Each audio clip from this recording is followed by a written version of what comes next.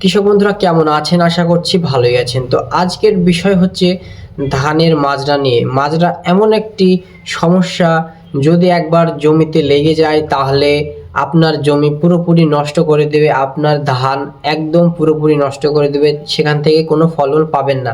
তো আজকে আপনাদেরকে চলুন পরিষ্কারভাবে আপনাদেরকে একটি ধারণা দেওয়ার চেষ্টা করি যে মাজরাটি আসলে কী এবং কখন লাগে এবং আপনারা কিভাবে বুঝতে পারবেন।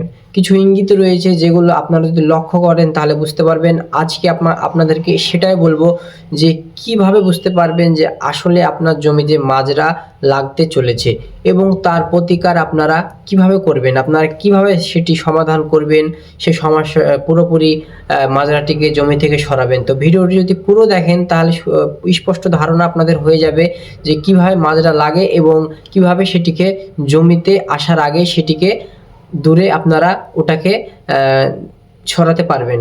তো বেশি দেরি না করে চলুন আপনাদেরকে আমি ভিডিওর মাধ্যমে আপনাদেরকে আমি তুলে ধরার চেষ্টা করি। তো আপনারা দেখছেন grown green success YouTube channel এবং আমি আপনাদের সঙ্গে আছি রানা। আপনারা যারা আমার চ্যানেলে নতুন এসেছেন তারা চ্যানেলটি সাবস্ক্রাইব করে চ্যানেলটার পাশে থাকতে পারেন এবং যারা অলরেডি সাবস্ক্রাইব করে ফেলেছেন তাদেরকে অসংখ্য ধন্যবাদ। আর এই ভিডিওটি যদি আপনাদের ভালো লেগে থাকে তাহলে অন্য চাষি বন্ধুদের সঙ্গে শেয়ার করতে পারেন। তাদের যদি কোনো সমস্যা হয়ে থাকে এই ধান এর যে মাজরার বিষয় সেটি সেও সমাধান করতে পারবে। আর একটি লাইক করে একটি আপনাদের মূল্যবান মতামতটিও কমেন্টে জানাতে পারেন। তো চলুন মূল বিষয়ে যাওয়া যাক। তো মাজরা আপনারা কখন বুঝতে পারবেন মাজরা আপনাদের জমিতে লাগতে চলেছে?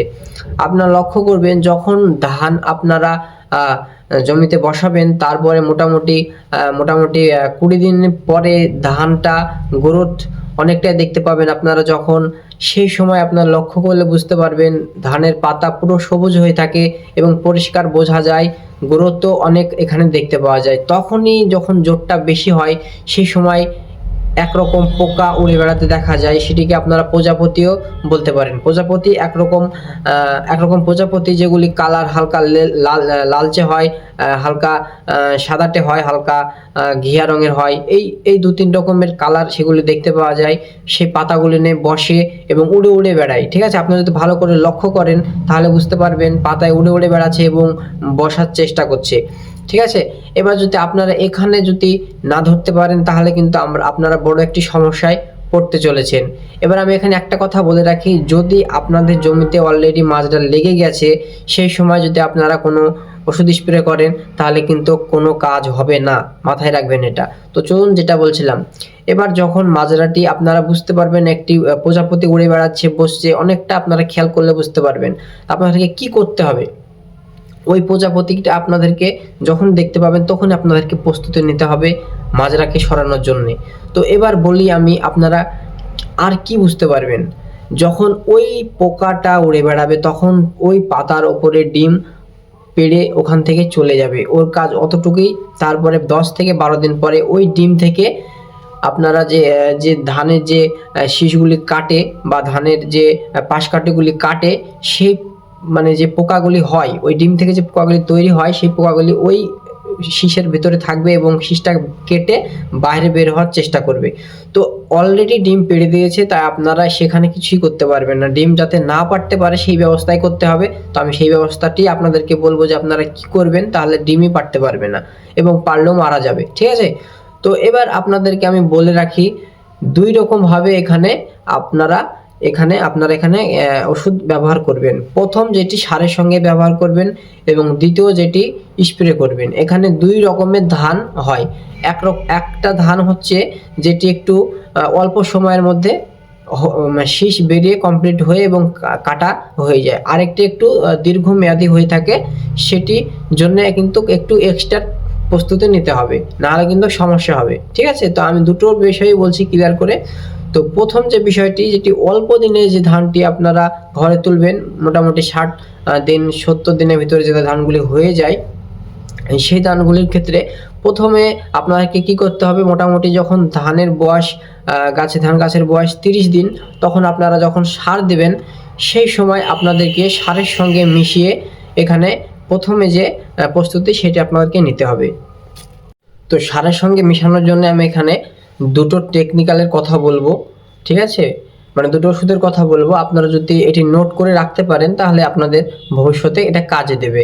কারণ এই যে দুটো টেকনিক্যাল, এই দুটো টেকনিক্যালি খুব ভালো টেকনিক্যাল, তার মধ্যে একটি আরও বেস্ট দুটোর মধ্যে। তো প্রথম যেটি সেটি হলো ফিব্রোনিল। ফিব্রোনিল হচ্ছে একটি টেকনিক্যাল। আপনারা যদি কোনো দোকানে গিয়ে বলেন যে ফিব্রোনিল টেকনিক্যালের আপনারা ওষুধ নিতে চান, তাহলে তারা দেবে না, বিভিন্ন কোম্পানির হয়ে থাকে। এটা খুব ভালো একটি টেকনিক্যাল, আপনারা এটিও দিয়ে দেখতে পারেন, সারের সঙ্গে মিশিয়ে দেবেন, এটা মাথায় রাখবেন। এবং দ্বিতীয় যেটি সেটি হলো আদামা কোম্পানির বারাজ।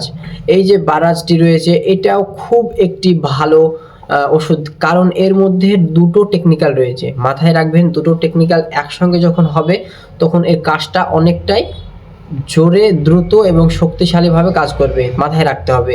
তো প্রথমে আপনাদেরকে বিষয়টা বুঝতে হবে, যখন দুটো টেকনিক্যাল রয়েছে তার মানে এর কাজটাও এখানে বেশি দেখতে পাওয়া যাবে। তো প্রথমে যে টেকনিক্যালটি রয়েছে সেটি হচ্ছে কার্টাপ হাইড্রোক্লোরাইড 7.5% এবং এমিমেকটিন বেনজোইন এখানে রয়েছে 0.25%। তো এই গেল দুটো ওষুধ। তো আপনাদেরকে আরও একটা ওষুধের কথা বলবো, এটি বোনাস।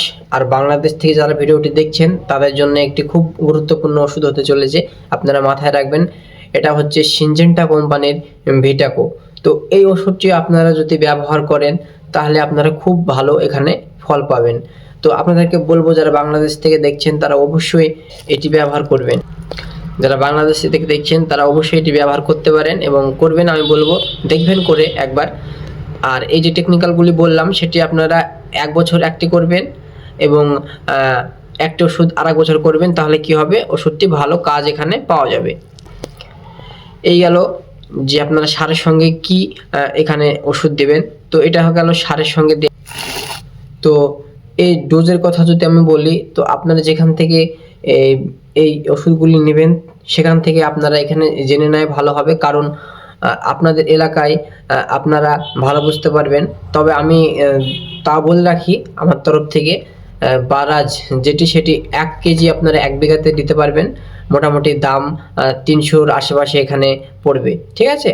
তো তারপরে আমি আপনাদেরকে নেক্সট যে বিষয়টি সেটি বলি, এটি হচ্ছে আপনারা যারা স্বল্প মেয়াদি যারা ধান লাগিয়েছেন তাদেরকে এই একটা গেল 30 দিনের মাথায় এটি সারের সঙ্গে আপনারা প্রয়োগ করবেন। মোটামুটি 3 থেকে 4 দিনের ভিতরে গাছে এগুলি শোষণ করে নেওয়ার পরে প্রত্যেকটা পাতায়, প্রত্যেকটা জায়গাতে ছড়িয়ে পড়বে শিকড়ের মাধ্যমে, ঠিক আছে। ওপর আস্তে আস্তে উঠবে। তারপরে পোকা যখন খাবে বা কোনো কিছু এখানটায় আক্রমণ দেখা যাবে, তখন কোনো রকমভাবে ওগুলি যখন তারা খাবে তখনই সেখানে মারা পড়বে। তার কারণ পুরো পাতাটা, পুরো গাছটা এখানে বিষাক্ত হয়ে পড়বে, ওই যে শিকড়ের দ্বারা এখানে উপরে উঠবে। তো এরপরে আপনাদেরকে নেক্সট যেটি করতে হবে সেটি স্বল্প মেয়াদি যে ধানগুলি রয়েছে তার জন্য একটি স্প্রে করতে হবে। তো আপনারা এখানে কি স্প্রে করবেন, তো আপনারা এখানে হামলা স্প্রে করতে পারেন। হামলার সঙ্গে একটি যে কোনো আরেকটি ভালো গ্রুপের, একটি ভালো গ্রুপের এই যে হামলা ব্যবহার করছেন, একই গ্রুপের ব্যবহার করবেন না, অন্য গ্রুপের একটি কীটনাশক এখানে ব্যবহার করবেন। দুটোকে একসঙ্গে আপনারা স্প্রে করুন। দেখুন পুরোপুরি আপনারা যে সমাধান করতে চাইছেন এটি পুরোপুরি সমাধান হয়ে গিয়েছে। তো এটা স্বল্প মেয়াদি ধানের জন্য বললাম। এবার যদি দীর্ঘমেয়াদী ধান হয় তো আপনারা একটা স্প্রে করলে হবে না, আপনাদেরকে আবার এখানে স্প্রে করতে হবে। তো এই একটা স্প্রে করার পর যাদের দীর্ঘমেয়াদী ধান রয়েছে তারা আরেকটি স্প্রে করবে। সেটি মোটামুটি এই 30 দিনে যে সারের সঙ্গে এটা দেবে, তারপরে মোটামুটি 15 দিন পরে এটি স্প্রে করবে। তারপরে যে স্প্রেটি করবে মোটামুটি সেটাও মোটামুটি 1 সপ্তাহ অন্তর অন্তর দুটো স্প্রে এখানে তাকে করতে হবে। তো আপনারা কি স্প্রে করবেন, এখানে কুরাইজিন এবং পারফেক্ট সুপারকে একসঙ্গে এখানে মিশাবেন। মিশানোর পরে দুটো 7 দিন পর পর এখানে স্প্রে করবেন, তাহলে দেখবেন পুরোপুরি আপনাদের গাছ থেকে মাজরা একদম নিয়ন্ত্রণ করতে পেরেছেন। তো আজকের ভিডিও এতটুকুই ছিল, আর বেশি বাড়াচ্ছি না, ভিডিওটা এমনি বড় হয়ে গেল। যদি আপনারা কোনো উপকার পেয়ে থাকেন ভিডিওটা থেকে তো আমার চ্যানেলটি সাবস্ক্রাইব করে পাশে থাকতে পারেন।